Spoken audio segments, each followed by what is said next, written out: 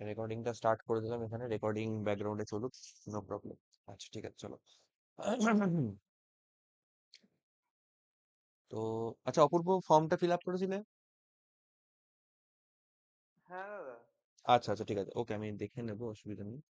আচ্ছা, তো দেখো, তাহলে অপূর্ব আজকে আমাদের মধ্যে নতুন, মানে নতুন বলতে এই ব্যাচে নতুন। তো যেটা বলবো, মোটামুটি রিজনিং এর আগের যে চ্যাপ্টার গুলো যেগুলো আছে আর কি, ঠিক আছে, সেগুলো মোটামুটি তোমার মানে কমপ্লিট তো? হ্যাঁ দাদা, মোটামুটি সব কমপ্লিটই আছে, মানে করেছি। করেছো তো? মানে কিছু কিছু কারণ দেখো, সিটিং অ্যারেঞ্জমেন্ট পাজলের ক্ষেত্রে কিছু জিনিস হচ্ছে এমন থাকবে যেগুলোর ব্যাপারে কিন্তু একটু আইডিয়া না থাকলে পরে, তুমি মানে প্রিভিয়াস আইডিয়া না থাকলে পরে তোমার কিন্তু ধরাটা একটু ডিফিকাল্ট হয়ে দাঁড়াবে। তো হ্যাঁ, সেটার জন্য প্রিভিউ জিজ্ঞাসা করো। প্রিভিউ প্রায় যতগুলো মানে চ্যাপ্টার ছিল তোমার প্রজেক্টে প্রায় সবকটাই দেখা আছে, করেছি। আচ্ছা আচ্ছা, ভেরি গুড। খালি কোডিং ডিকোডিংটা বাদে। আচ্ছা আচ্ছা, ওটাও করে নিও, অসুবিধা নেই। বা আমি তো তোমাকে ইয়ে দিয়ে দেবো এখানে, আমাদের যে আচ্ছা। আগের যে ক্লাসগুলো হয়েছে সেটার পুরো ফুল প্লে লিস্টটা তুমি পেয়ে যাবে এখান থেকে, ওখান থেকেও তুমি দেখতে পারো, অসুবিধা নেই। আচ্ছা ঠিক আছে। সিটিং অ্যারেঞ্জমেন্ট, ঠিক আছে, চলো। এবার দেখো, আজকে থেকে আমরা স্টার্ট করছি রিজনিং এর একদম কোর জিনিস, ব্যাংকিং লেভেলের রিজনিং এর একদম কোর জিনিস, সিটিং অ্যারেঞ্জমেন্ট এবং পাজল। বেসিক্যালি সিটিং অ্যারেঞ্জমেন্টটা এক ধরনের পাজলই, পাজলের একটা বিশেষ ফর্ম। হুম দুটো একই জিনিস, আলাদা কিছু না। তো এখানে আমাদেরকে আগে জানতে হবে যে কিরকম টাইপের কোয়েশ্চেন আমাদের আছে, types of questions. Types of questions আমরা কেমন এখানে ফেস করি, দেখো। উম একটা হচ্ছে তোমার based on bounded bodies, bounded bodies একটা এরকম টাইপের কোশ্চেন থাকে। বাউন্ডেড বডিজ বলতে তোমার হচ্ছে সীমাবদ্ধ, অর্থাৎ নির্দিষ্ট সংখ্যক সিটস থাকবে, যে সানুরূপে এলো বোধ হয়। 1 মিনিট। হ্যাঁ, তো বাউন্ডেড বডিজ বলতে নির্দিষ্ট সংখ্যক তোমার হচ্ছে সিটস থাকবে, ঠিক আছে। তো তার উপর বেস করে তোমার চলবে, বেসড অন বাউন্ডেড বডিজ। আর আরেকটা হচ্ছে তোমার হচ্ছে based on linear bodies, based on linear bodies. মানে দেখা যায় একটা কোনো রো আছে, সেই রোতে দেখা যায় পাশাপাশি অনেকজন বসে আছে। হুম কখনো নির্দিষ্ট সংখ্যক থাকতে পারে, হয়তো 7 জন বা 8 জন বসে আছে একসাথে। আবার কখনো হয়তো বলা থাকবে যে আনসার্টেন নাম্বার, অর্থাৎ কত অনির্দিষ্ট সংখ্যক, মানে কি কতগুলো বসে আছে সেটা আমরা জানি না। আমাদেরকে যা কিছু হিন্ট দেওয়া আছে সেগুলো ইউজ করে করে আমাদেরকে বার করতে হবে। হুম এবার কত রকমের সিটিং হতে পারে, অনেক রকম হতে পারে। একটা হতে পারে তোমার সার্কুলার হতে পারে, মানে একটা সার্কুলার এরকম সার্কেল শেপের একটা টেবিল হলো, তার টেবিলের মধ্যে দেখা যায় 6 জন বা 8 জন বসে আছে। ধরো 8 জন বসে আছে, 1 2 3 4 5 6 7 8, এরকম 8 জন বসে আছে, এরকম একটা হতে পারে। রেক্ট্যাঙ্গুলার হতে পারে। হুম রেক্ট্যাঙ্গুলার অ্যারেঞ্জমেন্ট হতে পারে। রেক্ট্যাঙ্গুলার অ্যারেঞ্জমেন্ট কেমন হয়, রেক্ট্যাঙ্গেল কেমন হয়, রেক্ট্যাঙ্গেল এরকম হয়। রেক্ট্যাঙ্গুলার অ্যারেঞ্জমেন্টে বিশেষ করে কি হয় বলবে, কর্নারে কে বসেছে একজন করে, কর্নার গুলোতে এরকম একজন একজন একজন করে বসিয়ে দাও।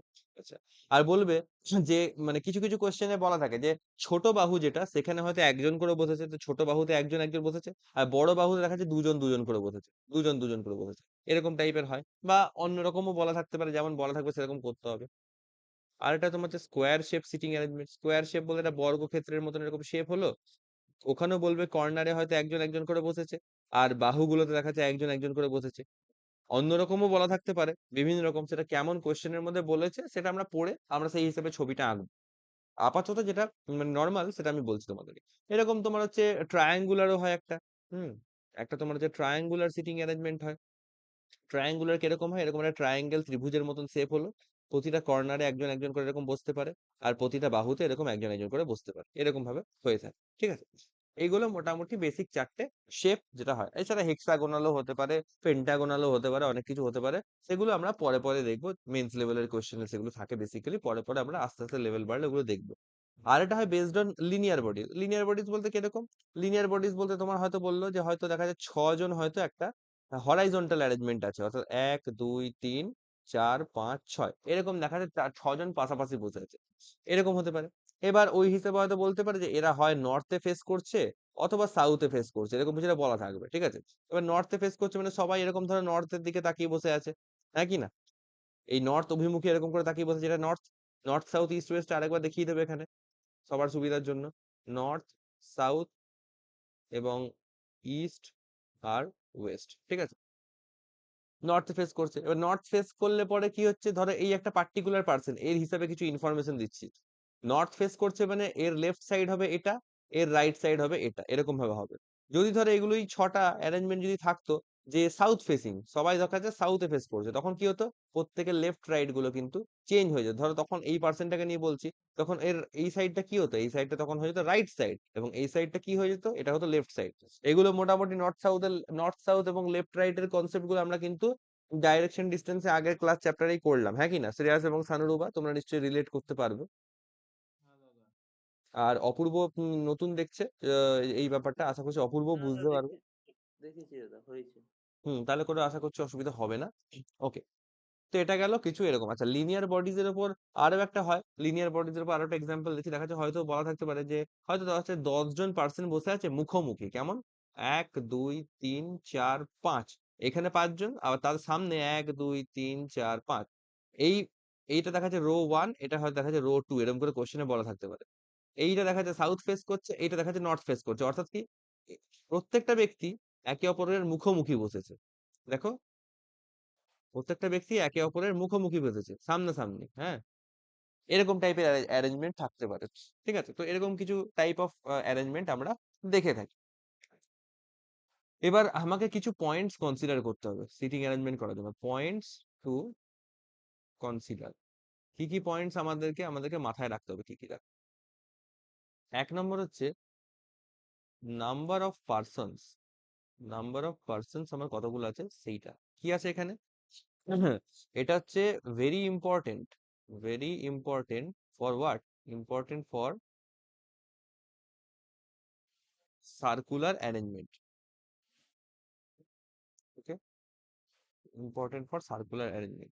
হুম, আর নাম্বার কি হতে পারে, তোমার ইভেন নাম্বার অফ পিপলও হতে পারে, আবার অড নাম্বার অফ পিপলও হতে পারে, কোনো ফিক্সড নয়। হুম। হুম,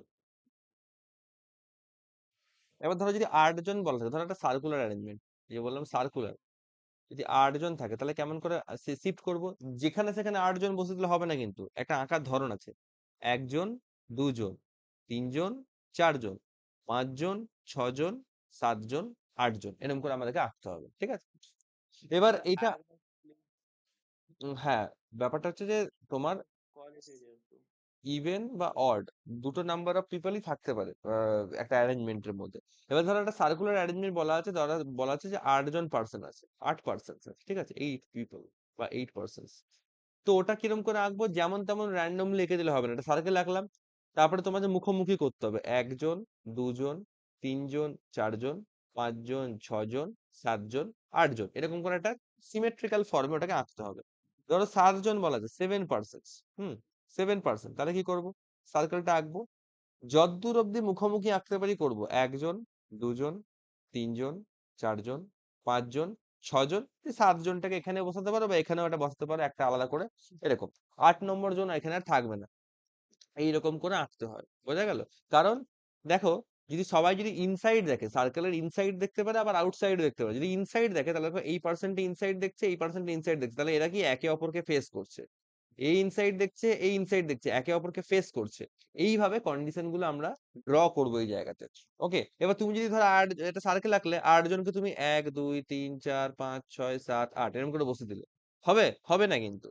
তাহলে করে কিন্তু এই যে ফেসিং করার যে ব্যাপারটা, এই ফেসিং করার ব্যাপারটা কিন্তু আসবে না। তাই আমাদেরকে এরকম অ্যাপ্রোচ থেকে বিরত থেকে আমাদেরকে একটা সিমেট্রিক্যাল ফর্মে, একটা ধরন মেনটেন করে আমাদেরকে আঁকতে হবে। ওকে, বোঝা গেল?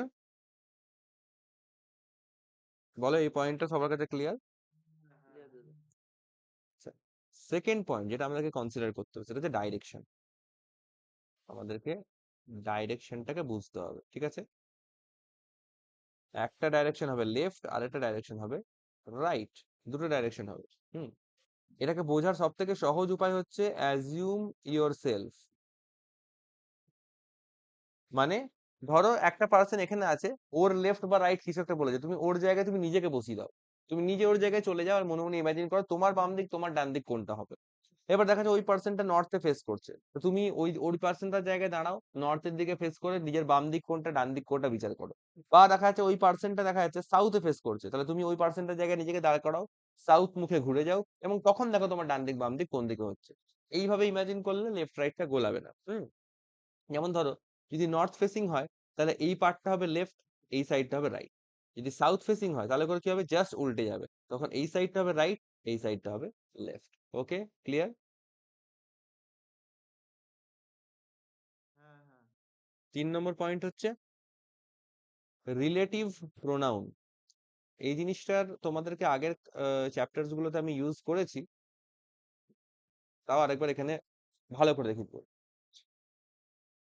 কি কি থাকে? হু, হুইচ, হুজ, এরকম টাইপের প্রোনাউন্স ইউজ করা হয়। সেগুলোর মানে কি বলা হচ্ছে, ধরো A is second to the right, right of B, who is left of C, এরকম হয়তো এরকম বলা আছে। তো এই যে হু জিনিসটা আসলো, এই হুটা অ্যাকচুয়ালি কে, এই হুটা কাকে ইন্ডিকেট করছে? বলা হচ্ছে A is second to the right of B, who is left of C. আমি তোমাদেরকে আগে একটা ক্লাসে বলেছিলাম, আবারও বলছি, এই হু, হুইচ, হুজ, অথবা যখন অ্যান্ড হচ্ছে আর একটা কনজাংশন থাকে, এগুলো যখন ইউজ করা হবে তখন এদের এই লেফট সাইডে, এরা সেন্টেন্সের যে জায়গায় প্রেজেন্ট তার লেফট সাইডে অলওয়েজ দুটো পিপল মেনশন থাকবে। দেখো এখানেও আছে, একজন এ আছে আর একজন বি আছে, দুজনের কথা এখানে বলা হয়েছে, ঠিক আছে? তো মনে রাখবে, হু, হুইচ, হুজ, এইরকম টাইপের যদি প্রোনাউন্স ইউজ করা হয় তার মানে ওটা কার জন্য এসছে? ওটা এসছে ওর জাস্ট আগে যে বসে আছে তার জন্য। হুম, ওটা জাস্ট আগের জন্য, অর্থাৎ ইট ইন্ডিকেটস, আমি লিখে দিচ্ছি এখানে, ইট indicates instructions,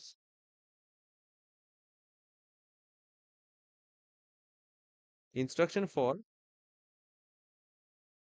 the subject just before it. এটা ইংলিশেরও কিন্তু রুল। হ্যাঁ, এটা ইংলিশেরও রুল। হ্যাঁ, ইংলিশেও কিন্তু যখন এরর ডিটেকশন করবে তখন দেখবে এই জিনিসটা ফলো করছে। হ্যাঁ, ইংলিশ থেকেই এসছে। ইট indicates instruction for the subject just before it, অর্থাৎ এই হু, তার জাস্ট বিফোর কে আছে? বি আছে। তো এই হুটা হচ্ছে অ্যাকচুয়ালি বি কে ইন্ডিকেট করছে, অর্থাৎ A is second to the right of B, মানে বি এর সেকেন্ড রাইটে কে আছে? এ আছে। হু মানে কি? বি এর কথা বলেছে, who is left of C, তো লেফট অফ সি কে আসছে? অ্যাকচুয়ালি এই হু, আর হু মানে হচ্ছে অ্যাকচুয়ালি বি এর কথা বলা হচ্ছে, তাহলে B is left of C. বোঝা গেল? এরকম করে আমাদেরকে মানেগুলো বুঝতে হবে। আর অ্যান্ড মানে দাদা প্রথমেরটা মানে হ্যাঁ হ্যাঁ হ্যাঁ, অবভিয়াসলি আমি অ্যান্ড এর টপিকে আসছি। ঠিক আছে, না একবার বলেছিল মনে আছে। হ্যাঁ, ওটা তো আমি বললাম না, আগের ক্লাসে তোমাদেরকে এগুলো বলেছিলাম, ওই আহ, কোন একটা চ্যাপ্টারের জন্য করছিলাম, সেখানে চলছিল এটা। আলফা নিউমেরিক সিরিজে বলা হয়েছিল। হ্যাঁ হ্যাঁ, ঠিক, আলফা নিউমেরিক সিরিজে বলেছিল। স্টপ হয়ে গেল দাদা, বলো। স্ক্রিন শেয়ার তো স্টপ হয়ে গেল। স্ক্রিন শেয়ারটা স্টপ হয়ে গেল না? এন্টায়ার স্ক্রিনটাই রাখি, তাহলে করে বেটার হবে। দেখো, ঠিক আছে? হ্যাঁ এবার ঠিক আছে। হুম হুম হুম, ওকে। এবার আরেকটা আসছে তোমার কনজাংশন বেসড। কিছু কনজাংশন আছে, সেগুলোকে খেয়াল রাখতো। কনজাংশন বলতে কি কি? অ্যান্ড, বাট, ওয়াইল, এরকম টাইপের ওয়ার্ড যদি থাকে তাহলে করে তার মানে কি হবে? সেম দেখাতে, A is second to the left of B and third to the right of C, এরকম বলা আছে। এবার কি আছে? অ্যান্ড, এটা হচ্ছে, ইট ইন্ডিকেটস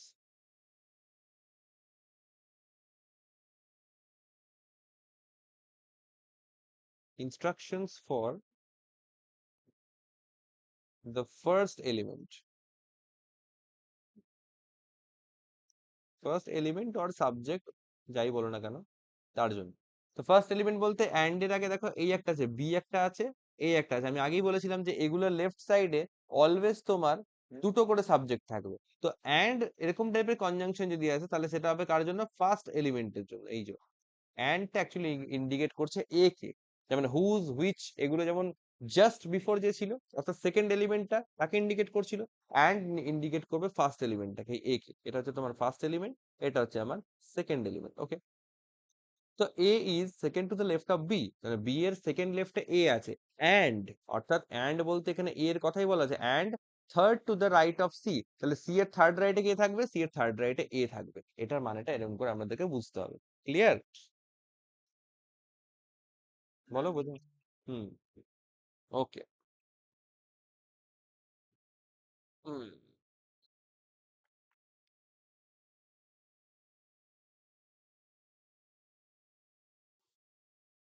আচ্ছা, কতগুলো নোট দেবো এখানে, একটা নোট বলে জিনিস দেখাচ্ছি, দেখো।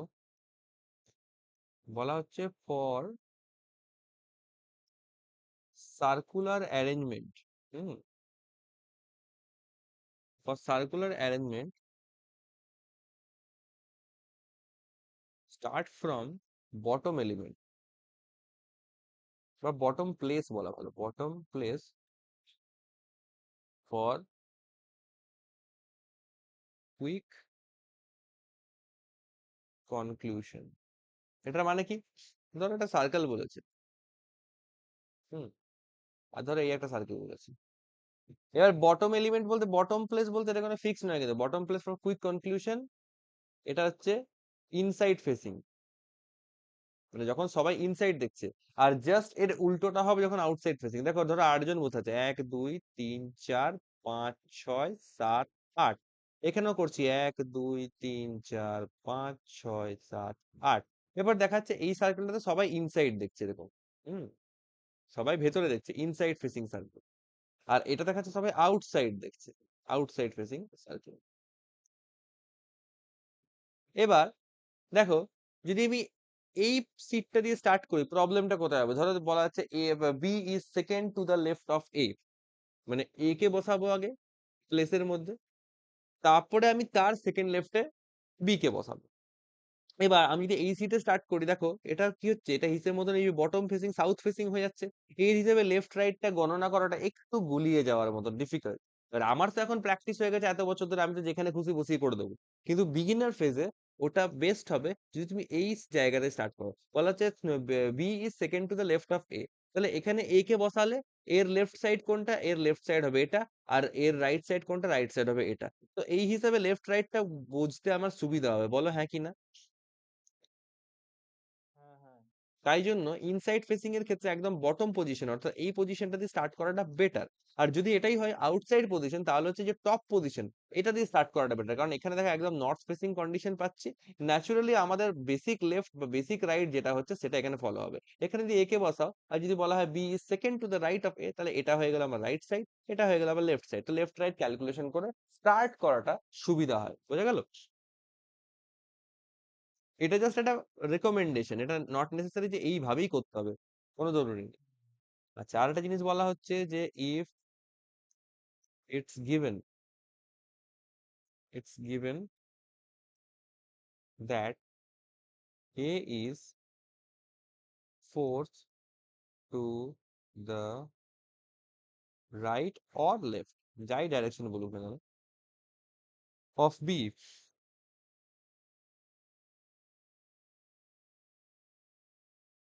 দ্যাট মিনস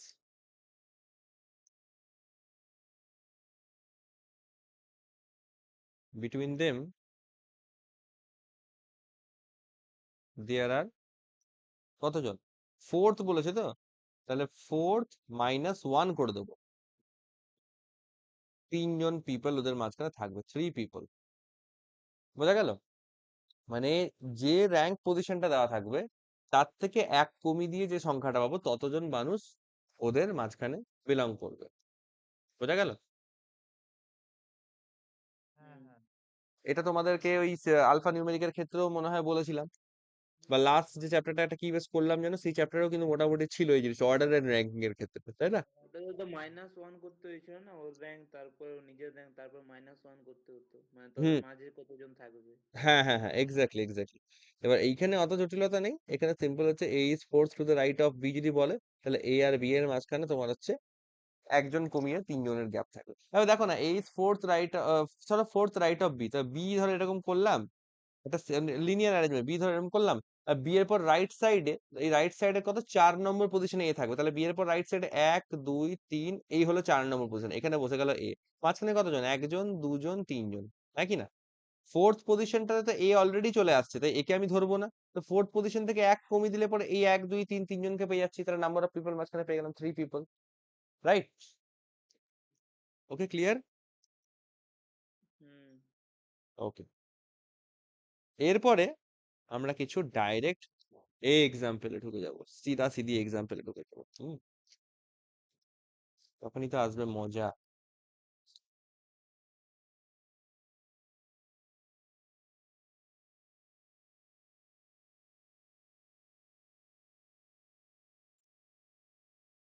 এবার আমাকে কাজ করতে হবে। হুম, আমার না মনে হয় বেটার, আমার উচিত হবে ইয়ে করা,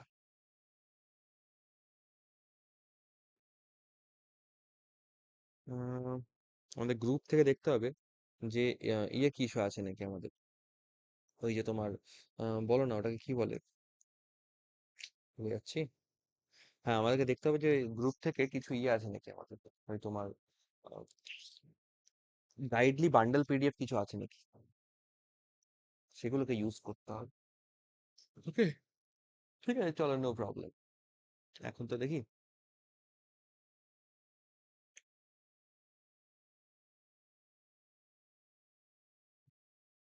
ধরো বলা হচ্ছে 8 ফ্রেন্ডস, হ্যাঁ, 8 friends, MNOPQRST।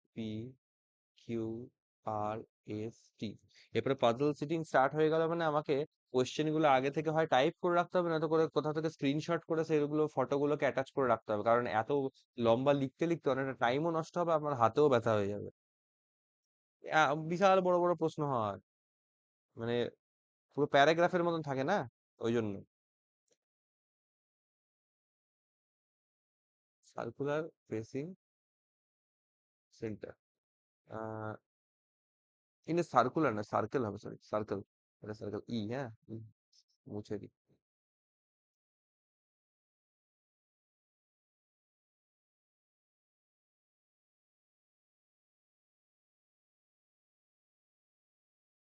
Circle facing centre. এবার দেখো কি কি বলেছে, P is third to the right of M,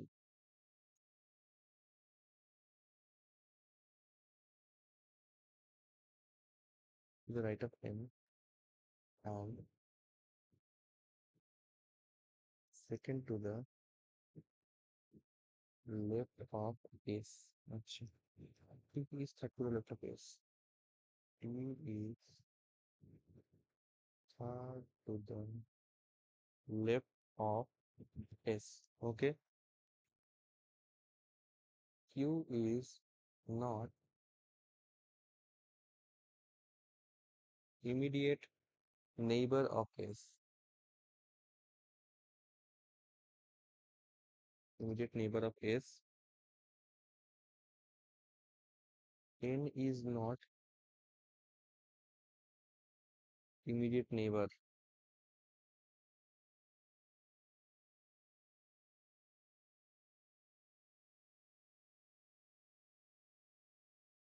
m,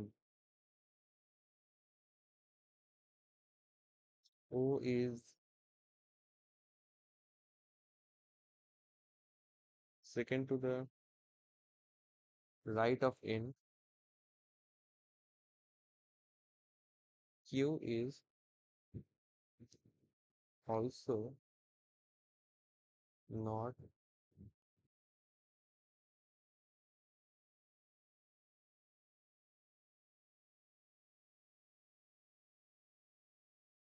immediate neighbor of t, ওকে। তো দেখো পুরো জিনিসটা ভালো করে পড়বো। আরে ভাই, পুরো জিনিসটা ভালো করে পড়বো। বলা হচ্ছে 8 friends MNOP QRST, 8জন বন্ধুর নাম বলেছে, আর sitting in a circle facing the centre. খুব ভালো কথা, একটা সার্কুলার অ্যারেঞ্জমেন্টের মধ্যে বসছে, সেন্টার ফেস করছে, ভালো কথা। আচ্ছা, তাহলে এবার ওয়ান বাই ওয়ান স্টার্ট করবো। আমি এবার একটু পেনের কালারটা চেঞ্জ করবো, অনেক পেনের কালার চেঞ্জ করি। বলা আছে দেখো, 8 friends, এগুলো নাম আছে, sitting in a circle facing centre, এইগুলো আমাকে দেখতে হবে। তাহলে আমাকে একটা সেন্টার দেখে আঁকতে হবে। একটা সার্কেল আঁকলাম, এখানে একটা আঁকলাম। চলো, 1 2 3 4 5 6 7 8 হলো। 1 2 3 4 5 6 7 8 হলো। এটা হচ্ছে আমার সার্কেল, মানে সার্কুলার অ্যারেঞ্জমেন্ট। ফেসিং সেন্টার, সবাই সেন্টার দেখছে, তাহলে সবাইকে সেন্টার মুখে করে দাও। সবাইকে আমি এরকম সেন্টার মুখে করে দিচ্ছি। ভালো, এটা করলাম।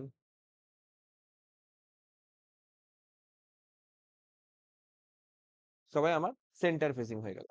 এবার দেখো কি বলছে, বলেছে P is third to the right of M. ভালো কথা, P is third to the right of M, তাহলে প্রথম এলিমেন্ট এখানে বসিয়ে দিলাম বটমে এম। এবার পি হচ্ছে কথা থার্ড রাইট, মানে এম এর রাইট সাইড থেকে থার্ড পজিশনে পি থাকবে। রাইট, ভালো করে বুঝবে কি করে করছি। P is third to the right of M, মানে এম বসালাম, এম এর রাইট সাইডে থার্ড পজিশনে পি। থার্ড পজিশনে পি মানে কতজন পিপল থাকবে বলো তো ওদের মাঝখানে? দুজন দুজন। দুজন। তাহলে এম এর রাইট সাইডে একজন, দুজন বাদ দিয়ে এখানে বসিয়ে দিলাম পি। আর এইটাকে বলা হয় প্রজেকশন। আমি দুটো কেন আঁকলাম, তোমাদের কেউ তো প্রশ্ন করলে না যে শুরুতেই কেন আমি দুইখানা আঁকলাম, আমার তো একখানা আঁকলেই কাজ হয়ে যেত। ওফো, এই তো বড় ডিস্টার্ব। হ্যাঁ বলো তো, দুখানা কেন আঁকলাম, কে বলতে পারবে? টেলি করার জন্য। উম একরকম ঠিক, একরকম ঠিক। দাদা যাতে ওই মানে হয়তো দুটো পসিবিলিটি আসতে তো পারে না।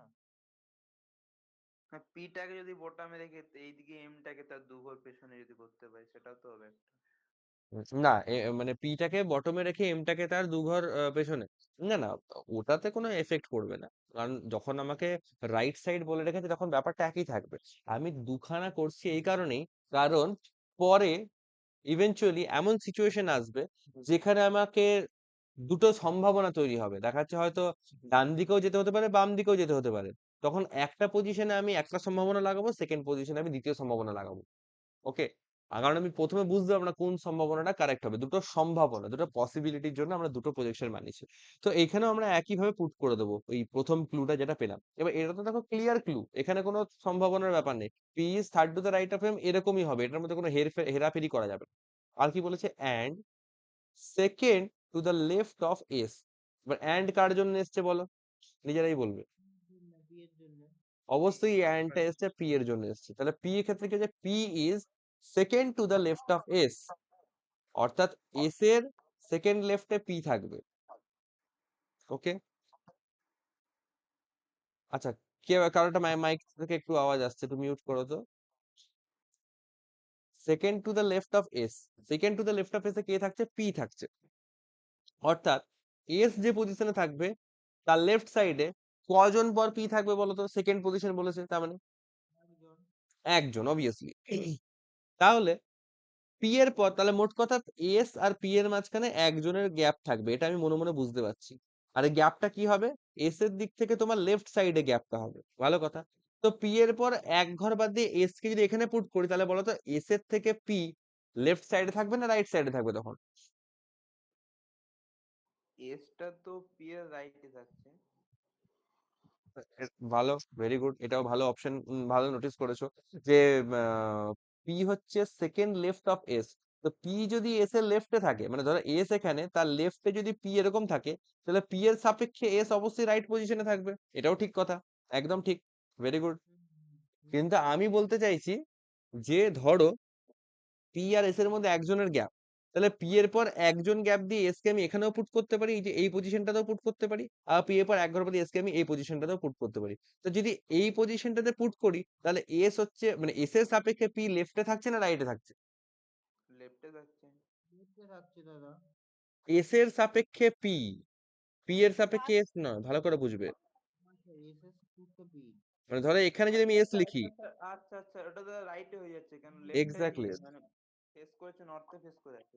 এক্স্যাক্টলি এই ব্যাপারটাই কিন্তু বুঝতে হবে যে ও কোন দিকে ফেস করছে, ওর ফেসিংটা বুঝে তারপর কিন্তু আমাকে আঁকা জোকাটা করতে হবে। হ্যাঁ, তো বলেছে and second to the left of S, তাহলে পি হচ্ছে সেকেন্ড লেফট অফ এস।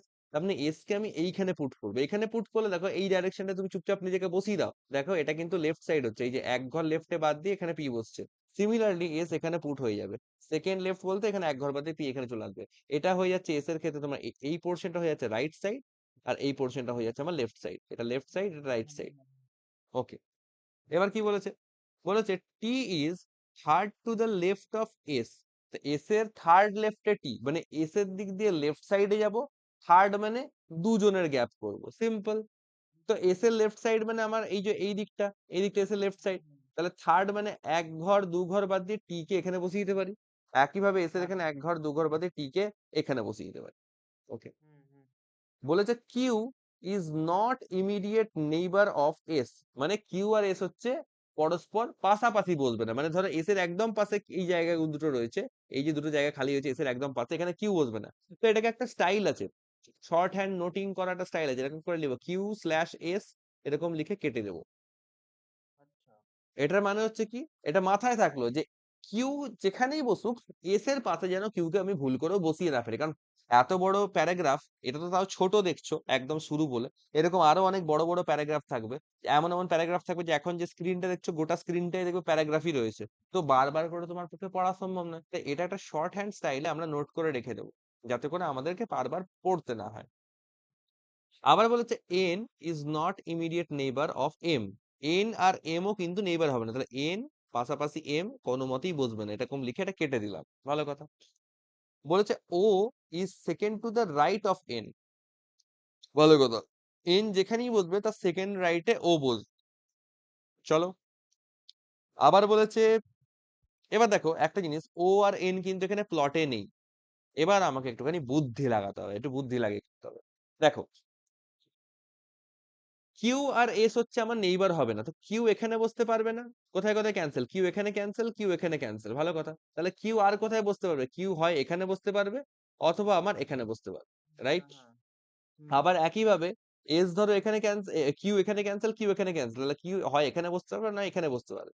এবার দেখো এতক্ষণ পর্যন্ত পুরো প্রজেকশনটা সেম চলছিল, কোনো জায়গায় কিন্তু কোনো দ্বিমুখী চিন্তা ভাবনা আসেনি, বাট এখানে কিন্তু একটা দ্বিমুখী চিন্তা ভাবনার উদয় হলো, হ্যাঁ কি না, হলো।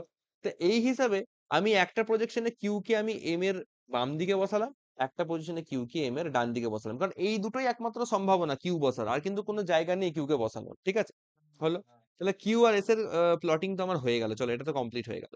এবার বলছে এন আর এম পাশাপাশি বসবে না, ভালো কথা, তো এন আমার কোথায় ক্যান্সেল, এম এর পাশে একটাই জায়গা খালি এই সাইডে, এটা ক্যান্সেল, আর এই প্রজেকশনে এম এর পাশে এই জায়গাটা খালি এটাও ক্যান্সেল, তো এন এই দুই জায়গায় বসবে না, তাহলে এন হয় আমার এখানে বসতে পারবে অথবা এখানে বসতে পারবে, এই দুটোই খালি, হয় এখানে বসতে পারবে নয় এখানে বসতে পারবে, এই দুটোই খালি, হ্যাঁ কি না। এবার বলেছে O is second to the right of N, মানে এন এর রাইট সাইডে সেকেন্ড, তার মানে এন এর পর রাইট সাইডে এক ঘর বাদ দিয়ে ও থাকবে, রাইট।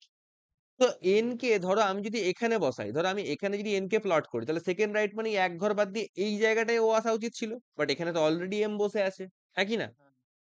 তাই এইখানে কিন্তু এন কে আমি বসাতে পারবো না, তাহলে আর কোথায় জায়গা রইলো, আর জায়গা রইলো এইখানে আমি এন কে বসিয়ে দিলাম। O is second right of N, তাহলে সেকেন্ড রাইটেই এক ঘর রাইট সাইড মানে এই সাইডটা এক ঘর বাদ দিয়ে এস কে বাদ দিয়ে আমি ও কে এখানে বসিয়ে দিলাম, এটা হয়ে গেল। একইভাবে এই পজিশনে যদি চেক করি, তাহলে দেখো এন বসানোর জায়গা কোনটা আছে, এন তো এম এর পাশে, এখানে তো ক্যান্সেল আছে, হয় এখানে বসবে না এখানে বসবে, যদি এখানে বসাই এন কে দিয়ে এখানে বসাই, তাহলে সেকেন্ড রাইটে একইভাবে ও এম হচ্ছে আবার তোমার জায়গা দখল করে আছে, তাই এটা কিন্তু হবে না, এন কে আমি এখানে বসাবো, সেকেন্ড রাইটে এক ঘর বাদ দিয়ে ও কে আমি এখানে বসাবো, হয়ে গেল কেস, রেডি।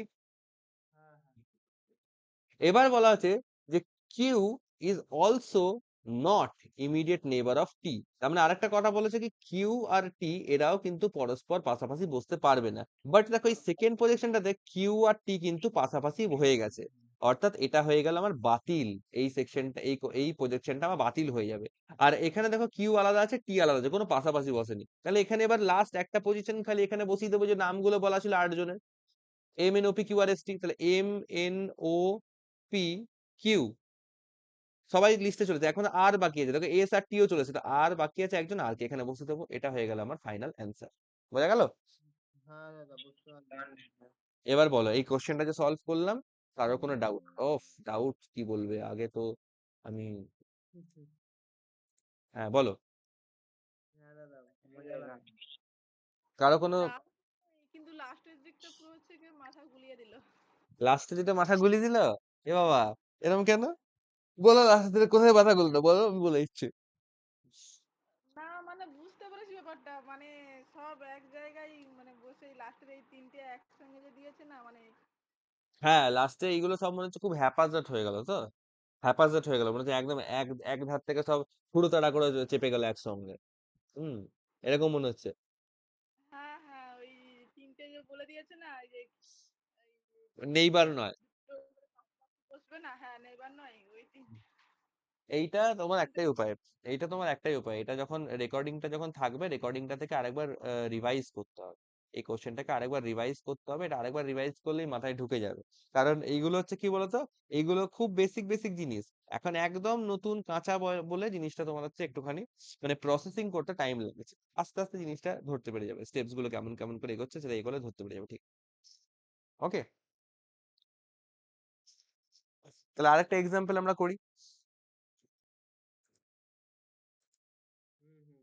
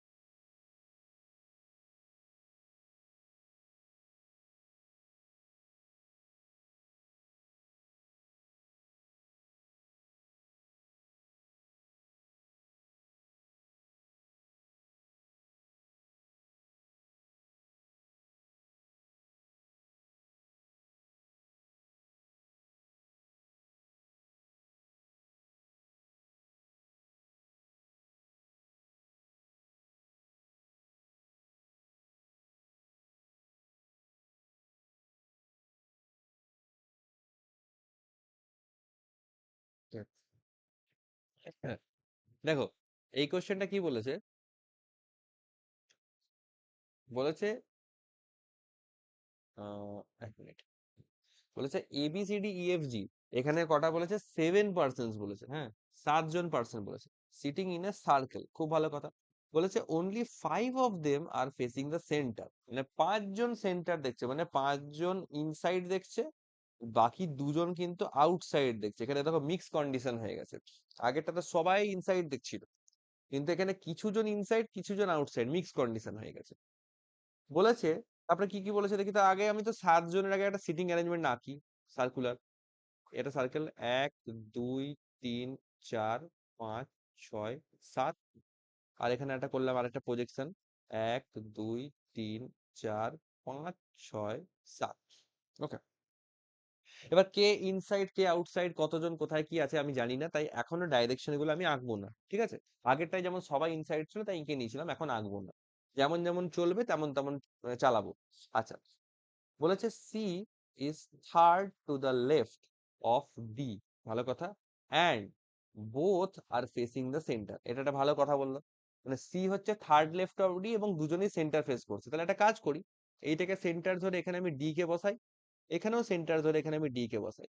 কেন ডি কে বসালাম? কারণ সি হচ্ছে থার্ড লেফট অফ ডি, মানে ডি এর লেফট সাইডে কতজনকে বাদ দেবো? 2 জনকে বাদ দেবো এবং সি কে বসিয়ে দেবো। তো ডি এর লেফট সাইডে 1 ঘর 2 ঘর বাদ দিয়ে এখানে সি কে বসালাম এবং সি কে ইনসাইড দেখাচ্ছি। ডি এর পর লেফট সাইডে 1 ঘর 2 ঘর বাদ দিয়ে এখানে আমি সি কে বসালাম এবং সি কে ইনসাইড দেখালাম। ক্লিয়ার? এত দূর অব্দি ক্লিয়ার? বলো। ডান দাদা ডান। বলেছে E is neither the neighbour of C nor D. আচ্ছা, কারো কিছু প্রশ্ন আর বাকিদের? না না না, বুঝতে পারছি দাদা। ওকে ওকে, ঠিক দাদা স্যার অন্য সি বলতে ওই একটা ওই আছে। ওইখানে যে আবার বলে দেওয়া আছে না, and both are facing centre, মানে দুজন মুখোমুখি চেয়ে আছে এরকম একটা ব্যাপার। না না না না, বোথ আর ফেসিং সেন্টার মানে হচ্ছে সার্কেলের ভেতর দিকে তাকাচ্ছে। যদি আউটসাইড হতো তাহলে করে এরকম তাকাতো বাইরের দিকে, কিন্তু দুজনেই ভেতর দিকে তাকাচ্ছে, তাহলে দেখো সার্কেলের ভেতর অভিমুখী ওদের অ্যারোটা দিয়েছে, বোঝা গেল? তাহলে মুখোমুখি চেয়ে আছে হয়তো, না ঠিক না আছে। না, মুখোমুখি যদি থাকে তাহলে মুখোমুখির ব্যাপারটা হবে আলাদা। মুখোমুখি থাকলে পরে তখন তোমার ফেসিং ইচ কোশ্চেনে, আদার হতো। হ্যাঁ এক্স্যাক্টলি, তখন কিন্তু বলতো they are facing each other. Facing যখন বলবে তখন জানবে একদম মুখোমুখি বসবে, মানে মুখোমুখি বলতে এই যে ধরো এরকম আর এরকম। হুম, এগুলো আসবে, ওগুলো কোশ্চেন করতে করতে আসবে। আচ্ছা, বলেছে E is neither the neighbour of C nor D, মানে একটা এখানে পাশে লিখবো ই হচ্ছে এরকম স্ল্যাশ দিয়ে সি আর ডি দুজনেরই হচ্ছে নেইবার হবে না, অর্থাৎ সি বা ডি এর ধারে ই বসবে না। তাহলে দেখো একটা জায়গা, সি এর পাশে এই দুটো জায়গা ফাঁকা, এখানে বসবে না। ডি এর পাশে এই দুটো জায়গা ফাঁকা, এখানে বসবে না, তাহলে ই এর জন্য এই একটাই জায়গা পড়ে থাকলে বসিয়ে দিলাম ই কে। একইভাবে সি এর দুপাশে এই জায়গা দুটো ফাঁকা বসবে না, ডি এর পাশে এই দুটো জায়গা ফাঁকা বসবে না, তাহলে ই কে আমাকে এখানেই বসাতে হবে, আর কোনো জায়গা নেই ই কে বসানোর। বোঝা গেল? বলেছে, আর একবার বলো এটা একবার। বলতে চাইছি E is neither the neighbour of C nor D. Neither nor মানে কি, সি এরও নয় ডি এরও নয়, অর্থাৎ সি বা ডি কারোর পাশে ই বসবে না। এই যে ই যে আছে এ কিন্তু তাদের দুজনেরই পাশে বসবে না। তো তাহলে কি করবো? সি এর নেইবার পজিশন কোনটা, মানে সি এর জাস্ট পাশাপাশি দুটো পজিশন, এই পজিশনটা এবং এই পজিশনটা, এই দুটো আমার জায়গা ডি এরও পাশাপাশি এই দুটো জায়গা বাতিল। তো হ্যাঁ, একমাত্র এই যেখানে ই কে বসিয়েছি ওই জায়গাটাই একমাত্র কিন্তু ফাঁকা পড়ে আছে, তাই ওখানেই বসালাম। বোঝা গেল? হুম। আর ওর ওই সি এর হচ্ছে লেফট সাইডেরটাও তো দাদা ওর মানে নেইবার পজিশন হচ্ছে। হ্যাঁ, আরে বাবা এই তো দেখো, হ্যাঁ দেখো সি এর জাস্ট পাশে এই দুটো জায়গা, এই দুটো নেইবার পজিশন, ডি এর জাস্ট পাশে এই দুটো জায়গা, এই দুটো নেইবার পজিশন। হ্যাঁ হ্যাঁ হ্যাঁ, বুঝতে পারছি। গেল। গেল না, আসবে আবার, এই তো আসি দিয়েছি, কিন্তু হ্যাঁ আপাতত গেল। এই যে কি এরর হয় না বুঝতে পারি। যাই হোক, তো এবার ই এর একটাই পজিশন ফাঁকা ছিল সিটিং অ্যারেঞ্জমেন্টে, তাই এখানে ই কে বসালাম, লাস্ট একটাই পজিশন। ওকে, আচ্ছা, the one who is sitting exactly between D and F, মানে D আর F এর জাস্ট মিডিলে বসবে, is not facing the center। এটা জাস্ট আমি আপাতত এই জায়গাটা হাইলাইট করে রাখলাম যে D আর F এর একদম মিডিলে যে বসছে, নট ফেসিং দ্য সেন্টার। এবার দেখো D আর F এর এক্স্যাক্টলি মিডিল বলেছে, তো এটা দু রকম কেস হয়। ধরো D 1 ঘর বাদ দিয়ে F, এরকমও হতে পারে। অথবা ডি এর পর দেখা যাচ্ছে কত এই 1 ঘর বাদ, এখানে হচ্ছে সেই মিডল পজিশন 1 ঘর বাদ এখানে এফ, এরকমও হতে পারে। হ্যাঁ, মানে ধরো ডি এর পর যদি একটা পার্সেন্ট বাদ দিয়ে এফ থাকে তাহলে এটাই হচ্ছে ডি আর এফ এর এক্স্যাক্টলি মিডিল। ডি এর পর যদি 1 2 3টে বাদ দিয়ে এফ থাকে তাহলে এক্স্যাক্টলি মিডিল হচ্ছে এই ভদ্রলোক। ডি এর পর যদি 1 2 3 4 5 এরকম 5জন বাদ দিয়ে থাকে তাহলে এইজন হবে মিডিল পজিশন। এগুলো হচ্ছে মিডিল পজিশনের গল্প, এরকম এরকম হতে পারে। তো এবার যদি সেই রেফারেন্সে এখানে চলে আসি তাহলে বলে যে ডি আর এফ এর এক্স্যাক্টলি মিডলে যে বসে, তো এখানে ডি তো এখানে বসে আছে, এফ কোথায় বসবে আমি জানি না, তাই এটাকে আপাতত আমি হোল্ডে রাখছি এই ক্লুটাকে, এটার কাজ এখন আমি প্রজেকশনের মধ্যে করতে পারবো না। বলেছে G is third right of A and, and বলতে তাহলে কার জন্য আসলো এই অ্যান্ডটা বলো তো দেখি? জি এর জন্য।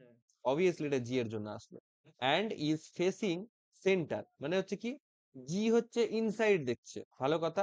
এবং third right of A, just আমি এখানে একটা জিনিস নোট করতে পারি যে জি ইনসাইড দেখছে আর থার্ড রাইট অফ এ বলেছে। এবার এ তো জানি না ইনসাইড দেখবে না আউটসাইড দেখবে, তাহলে আমি কি করে বলবো, আমি কি করে বলবো যে এ কে কোথায় বসাবো এবং সেই হিসেবে জি কে থার্ড রাইট কি করে বসাবো, আমি বলতে পারছি না। তাই এটাও আমি আপাতত হোল্ডে রাখতে হবে। বলেছে one of the immediate neighbour of B, মানে বি এর যে দুটো ইমিডিয়েট নেইবার হবে, কারণ দেখো প্রত্যেকটা পার্সনের কিন্তু দুটো করে নেইবার হবে, হ্যাঁ কি না? হ্যাঁ, হ্যাঁ, হ্যাঁ। তো ওয়ান বলছে one of the immediate neighbour of B, মানে দুটোর মধ্যে একটা নেইবার কি করবে, is not facing the centre, মানে ওই মেম্বারটা যেটা থাকবে একটা নেইবার হবে আউটসাইড। ওকে, ক্লিয়ার তো?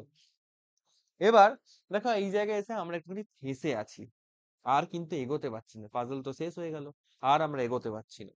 তাহলে এবার আমাদেরকে কি করতে হবে, যে ক্লুগুলো আমি হোল্ডে রেখেছিলাম এতক্ষণ সেগুলোকে নিয়ে একটু ভাবতে হবে। এই ধরনের পাজলস হচ্ছে তোমাকে একটু ভাবাবে। হুম, কিরকম? দেখো এই ক্লুটাতে আমরা ফোকাস করব, এই জায়গাটাকে বাদ দাও, D and F is not facing the centre, কারণ হচ্ছে কি তোমার sorry one who is exactly sitting between D and F not facing the centre, but D আর এফ এর মাঝখানে এখনো কিন্তু বুঝতে পারছি না কে আসবে, তাই এই ক্লুটা নিয়ে আমার লাভ নেই।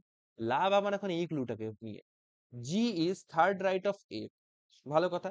এবার এ ইনসাইড না আউটসাইড আমি জানি না, আমি কি করব, যত কটা ফাঁকা জায়গা আছে সেই জায়গাতে এ কে প্লট করে ইনসাইড বা আউটসাইড দুটো পজিশন বুঝে আমি জি কে প্লট করার চেষ্টা করব। থার্ড রাইট বলেছে মানে কি জি আর এর মধ্যে দুজনের গ্যাপ থাকবে, এটুকু আমি বুঝতে পারছি, হ্যাঁ কি না? হ্যাঁ।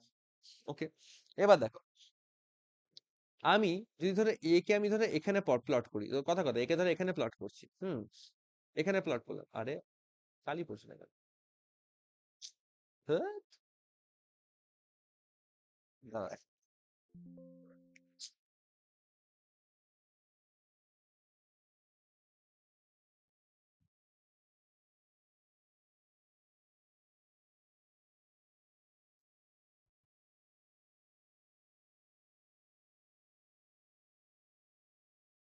ধরো একে আমি এখানে প্লট করছি, ঠিক আছে?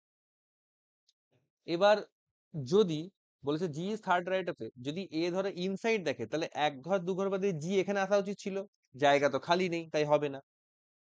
একে যদি আমি আউটসাইড দেখাই তাহলে এক ঘর দু ঘর বাদে জি এখানে আসতে পারে, অর্থাৎ এই পজিশনে এর কিন্তু একটা চান্স আছে আউটসাইড হিসেবে। হুম, হতে পারে। যদি ধরো আমি একে এখানে বসাতাম, ইনসাইড দেখাতাম, ধরো ইনসাইড দেখাচ্ছি, ইনসাইড দেখালে পর থার্ড রাইটে এক ঘর দু ঘর বাদে জি এখানে আসা উচিত ছিল, জায়গা তো খালি নেই। আউটসাইড যদি দেখাই তাহলে এক ঘর দু ঘর বাদে জি এখানে আসতে পারে, জায়গা খালি আছে, তাহলে এই পজিশনটা আরেকটা জায়গা তৈরি হলো এর জন্য আউটসাইড হিসেবে।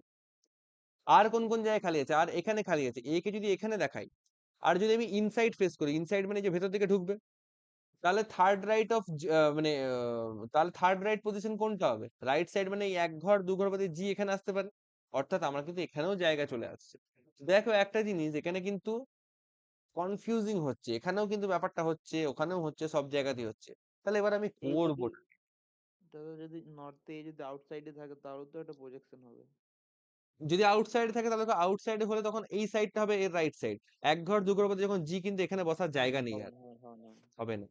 আচ্ছা লাস্ট পজিশন এটাকেও চেক করে নি, যদি এ আমার এখানে থাকে ধরো, তাহলে ইনসাইড যদি দেখে তাহলে এক ঘর দু ঘর বাদে জি এখানে আসতে পারে, আবার আবার আউটসাইড দেখালে এক ঘর দু ঘর বাদে এখানে জায়গা নেই। তো দেখো এই চারটে পজিশনেই কিন্তু একে বসাতে পারি, এই দুটো পজিশনে বসালে আউটসাইড ধরে বসাতে হবে তাহলে হচ্ছে, এই দুটো পজিশনে বসালে ইনসাইড ধরে বসাতে হবে তাহলে হচ্ছে। তাহলে আমি করবোটা কি, করবো একটাই, এখানে আমাকে আরো দুটো প্রজেকশন নিতে হবে, প্রজেকশন বাড়াতে হবে। উফ, মহা বিরক্তিকর তো। আমাকে তাহলে এখানে কি করতে হবে, প্রজেকশন বাড়াতে হবে। এবার ওটা নেক্সট, তো তাহলে মানে করতে হবে, আঁকতে হবে। হ্যাঁ, কোনো ঘাবড়ানোর কারণ নেই।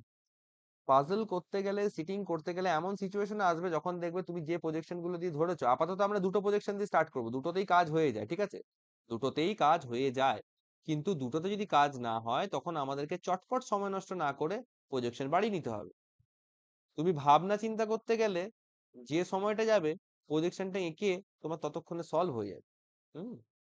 আর এই কোশ্চেনটাতে কেন আমাদেরকে আরো দুটো প্রজেকশন নিতে হলো, কারণ এই কোশ্চেনটা হচ্ছে তোমার হচ্ছে ধরতে পারো আরআরবি পিও লেভেলের কোশ্চেন, আরআরবি পিও প্রিলিমস লেভেলের কোশ্চেন, এটা তুমি ধরতে পারো। মানে পিও প্রিলিমস হিসেবে খুব ইজি কোশ্চেন যদি ধরা হয়। ক্লার্ক প্রিলিমস এ কিন্তু এটা আসবে না, কারণ ক্লারিক্যাল প্রিলিমস এ ন্যাচুরালি 4টে করে প্রজেকশন আসে না, দুটো প্রজেকশনই খেলা গুটিয়ে যায়। ওকে, তো আমি এই প্রজেকশনটাকে একটু রিভাইজ করে আঁকি যাতে করে একটা স্ক্রিনে সুবিধা হয়। সি ডি কে এখানে ধরলাম, 1 মিনিট।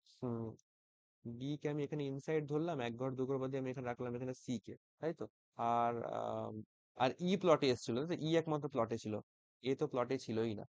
আচ্ছা, আর এখানে হচ্ছে ডি সি আর ই, এখানে হচ্ছে ডি, এখানে হচ্ছে সি, এটা হচ্ছে ই, ই এর পজিশন জানি না। এইভাবেই 4টে প্রজেকশনকে আমাকে বানিয়ে নিতে হবে, কারণ এই কন্ডিশন গুলো যেগুলো এখনো পর্যন্ত প্লটে আছে এগুলো ফিক্সড, এগুলোর কোনো চেঞ্জ হবে না।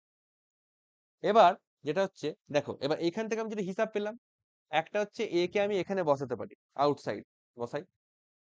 একটা আমি এ কে এখানে বসালাম আউটসাইড পজিশনে, কি বলেছিল যে G is third right of A and is facing centre, তো জি ইনসাইড, জি ইনসাইড। তো এর থার্ড রাইট মানে এক ঘর দু ঘর বাদে জি কে এখানে বসাবো, ইনসাইড দেখিয়ে দেবো। আরেকটা হতে পারে যে থার্ড রাইট আমি এখানে এ কে আমি এখানে আউটসাইড দেখাতে পারি এবং এক ঘর দু ঘর বাদে জি কে এখানে বসিয়ে এখানে আমি জি কে ইনসাইড দেখাতে পারি। হলো, এই দুটো হয়ে গেল এ কে আউটসাইড পজিশন দেখি। আরেকটা হতে পারে আমি এ কে যদি এখানে ইনসাইড পজিশনে দেখাই, তাহলে এক ঘর দু ঘর বাদে জি এখানে চলে আসলো ইনসাইড নিয়ে। আবার আরেকটা হতে পারে এ কে যদি আমি এখানে ইনসাইড পজিশন দেখাই, তাহলে এক ঘর দু ঘর বাদে জি এখানে চলে আসলো ইনসাইড পজিশন, থার্ড রাইট। বলো 4টে প্রজেকশন ক্লিয়ার? ডান। ক্লিয়ার সবার কাছে? ওকে, এবার এবার আমি এগোবো পরের গুলোতে। এবার কি বলেছে, আর কি ছিল আমার কাছে, বলেছে one of the immediate neighbour of B is not facing centre, মানে বি এর হচ্ছে একজন নেবার যে হবে সে আউটসাইড ফেসিং হবে। এবার দেখো বি বসানোর দুটো জায়গা, হুম, বি বসানোর দুটো জায়গা, একটা হচ্ছে বি এখানে আসতে পারে, একটা বি এখানে আসতে পারে। তো বি কে যদি আমি এখানে বসাই, তাহলে একজন নেবার বলেছে আউটসাইড, তাহলে এটা তো আমার হয়ে যাচ্ছে এখান থেকে। কিন্তু বি কে আমি এখানেও বসাতে পারি, কারণ ই তো আউটসাইড হতেই পারে না, কোনো তো গ্যারান্টি নেই যে ই আউটসাইড হবে না, হতেই পারে। তার আগে একটা কাজ করি, আমি না প্রথম একটা ক্লু ছেড়েছিলাম, ওটা করে নিত। One who is exactly sitting between D and F is not facing the centre, মানে ডি আর এফ এর এক্স্যাক্টলি মিডিলে যে থাকবে সে হচ্ছে তোমার আউটসাইড ফেস করবে।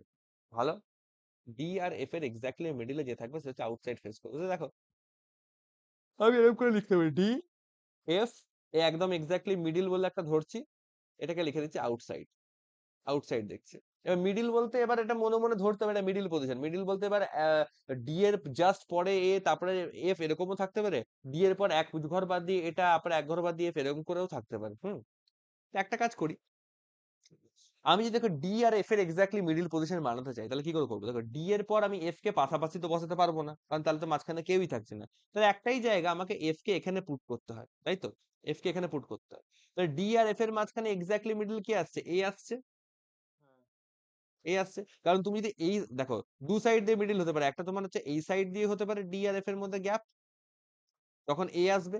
আবার ঘুরিয়ে এই দিকটা দিয়েও কিন্তু বিচার করা যেতে পারে, হ্যাঁ কি না, হতে পারে, দুটো দিকেই কিন্তু হতে পারে, যেহেতু সার্কুলার অ্যারেঞ্জমেন্ট দুটো দিকে কিন্তু বিচার করা যেতে পারে। বাট এই দিকে যদি বিচার করি, তাহলে ডি আর এফ এর মধ্যে এই সাইড থেকে দেখো 1 2 3 4 চারজন চলে আসছে, তাহলে এক্স্যাক্টলি মিডিল কিন্তু হবে না, কারণ আমরা জানি এক্স্যাক্টলি মিডিল পেতে গেলে আমাদের মাঝখানে অড নাম্বার অফ পিপল থাকতে হবে। odd তো number অবভিয়াস, থাকবে। তো অবভিয়াসলি এইটাকেই আমি ধরবো, এই সাইডটাকে আমি ধরবো, আর ডিআরএফ এর মাঝখানে যে আছে সে আউটসাইড পজিশন, এই আউটসাইড পজিশনে আছে, খেলা খতম। চল এইবার দেখো এই প্রজেকশনটা দেখো, ডিআরএফ, তো ডিআরএফ তো পাশাপাশি এখানে বসবে না, তো এফ ডেফিনেটলি এখানেই বসবে। তো ডিআরএফ এর এক্স্যাক্টলি মিডিলে কে থাকতে পারে, দেখো দুটো সাইড যদি দেখি, এখানে এই সাইড থেকে তোমার হচ্ছে ডিআরএফ এর মধ্যে কতজন আছে, 1 2 3 জন আছে, ভালো কথা। তাহলে এক্স্যাক্টলি মিডিলে হওয়া উচিত জি হওয়া উচিত ছিল, তাই তো, এই সাইড থেকে দেখলে, বুঝতে পারছো না? দাদা আরেকবার বলো, ভুলে গেল দাদা ব্যাপারটা। বলছি ধরো ডি এখানে, এফ এখানে, ঠিক আছে? এই সাইড থেকে যদি আমি বিচার করি তাহলে ডি আর এফ এর মধ্যে কতজন আছে? সি আছে, জি আছে, এ আছে। এই তিনজন হচ্ছে ওদের মিডিলে আছে। তাহলে এক্স্যাক্টলি মিডিলে কে থাকলো বলো তো ডি আর এফ এর, যদি এই সাইড থেকে বিচার করা হয়? জি আছে। অবভিয়াসলি জি আছে, বাট আমার তো দরকার হচ্ছে আউটসাইড ফেসিং, জি ইনসাইড। তাহলে এই সাইডটা তো এই সাইড থেকে দেখলে আমার হবে না, তাহলে আমি আরেকবার এই সাইড থেকেও দেখে নিই। এই সাইড থেকে ডি আর এফ এর মাঝখানে একজন দুজন আছে, দুজনকে দিয়ে তো আমার হবে না, কারণ এক্স্যাক্টলি মিডল দরকার, আমার অড নাম্বার অফ পিপল লাগবে, হ্যাঁ কি না? তাই জন্য এই প্রজেকশনটা আমার বাদ হয়ে গেল, কারণ ডি আর এফ এর এক্স্যাক্টলি মিডলে আউটসাইড ফেসিং পার্সন চাই, যেটা আমি এখানে পেলাম। থার্ড পজিশনে আসো, ডি এখানে পাশাপাশিতে বসবে না, তাহলে এফ ডেফিনেটলি এখানেই আসবে। তাহলে ডি আর এফ এর এক্স্যাক্টলি মিডল এই সাইড থেকে যদি দেখি তাহলে করে জি আসার কথা, কিন্তু এই ইনসাইড আছে, তাই এটা তো হবে না। যদি এই বাইরের দিক দিয়ে যদি এই সাইডটা থেকে দেখি তাহলে কতজন আছে ডি আর এফ এর মধ্যে? 1 2 3 4, আবার ইভেন নাম্বার অফ পিপল দেখারই দরকার নেই, বাদ দিয়ে দেবো, কারণ এক্স্যাক্টলি মিডল পার্সন আমি পাবো না ওখান থেকে। তো দেখো চারটের মধ্যে দুটো প্রজেকশন বাদ হয়ে গেল। আবার এখানে পাশাপাশিতে বসবে না, এফ এখানে বসবে, তাহলে ডি আর এফ এর এক্স্যাক্টলি মিডল এখানে কি হওয়া উচিত? দেখো ডি আর এফ এর এক্স্যাক্টলি মিডল যদি এই সাইডটা দেখি তাহলে করে একজন দুজন আছে, তাহলে এই সাইডটা দেখে তো লাভ নেই। যদি আমি এই সাইডটা দেখি তাহলে করে 1 2 3 জন আছে, তো এক্স্যাক্টলি মিডল কি হওয়া উচিত এখানে ডি আর এফ এর? এ এ হওয়া উচিত। এ কোথায় ফেস করছে? ইনসাইড ফেস করছে, দরকার কি আমার? আউটসাইড, এও বাদ হয়ে গেল। তো দেখো চারটে প্রজেকশন লাগলো ঠিক কথায়, কিন্তু টপার টপ কিন্তু তিনটে প্রজেকশন আউট হয়ে গেল। কনফিউশন ক্রিয়েট করেছিল আমাকে ক্লু গুলোর মধ্যে, যে কারণে আমাকে চারটে প্রজেকশন নিয়ে ক্লু গুলোকে জাস্টিফাই করতে হলো। আদারওয়াইজ কিন্তু কোনো রকম ডাউট করার কিন্তু জায়গা নেই, হ্যাঁ কি না? যখনই আমি চারটে প্রজেকশন এঁকে নিচ্ছি তখন কিন্তু আমার জিনিসটা অনেক বেশি সহজ হয়ে যাচ্ছে, বোধগম্য হয়ে যাচ্ছে, চোখের সামনে আমার কাছে পুরো সিনটা পরিষ্কার হয়ে যাচ্ছে। তাহলে আমি বুঝে গেলাম এই প্রজেকশনটা আমার থাকছে, হয়ে গেল ক্লিয়ার। ওকে, এবার আরেকটা কি বলেছে, বলেছে B one of the immediate neighbour of B is not facing centre. তো বি কে কোথায় বসাবো? বি জাস্ট হচ্ছে এখানেই বসবে, আর তো জায়গা খালি নেই। আর বি এর হচ্ছে একজন ইমিডিয়েট নেবার নট ফেসিং সেন্টার, মানে বি এর একটা নেবার যে হবে সে আউটসাইড দেখবে। তো বি এর একটা নেবার হচ্ছে ডি, ও তো ইনসাইড দেখছে, আর একটা মেম্বার হচ্ছে ই, তাহলে করে হচ্ছে ওকে আউটসাইড বানিয়ে দেবো, হয়ে গেল আউটসাইড, হ্যাঁ কি না? দাদা আরেকবার বলো এটা, মানে শুনলাম কি করে, আরেকবার বলো।